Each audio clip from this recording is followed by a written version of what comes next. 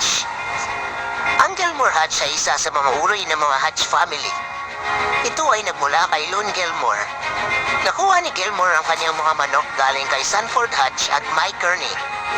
Ang Gilmore fowl ay three-way cross ng 1/4 white hackle, 1/4 Hatch at 1/2 brown reds. Ang kulay at itsura nito ay pula ang balahibo, medium station lamang, at dark legged. P-comb at mayroong maliit na porsyento ng straight comb. Ang katangian ng Gilmore ay malakas pumalo at wagas ang kanilang katapangan. Kaya nitong tumagal sa laban o drag fight. Largo ang palo nito at mayroong nakamamatay na cutting ability. Sa kasulukuyan, may angat na ang mga Gilmore dahil sa iba't ibang process na ginawa nito. Maraming process ang ginawa ng mga breeder sa manok na ito. Kadalasan ay kinocross ito sa mga sweater, gray, brown heads, at iba pa.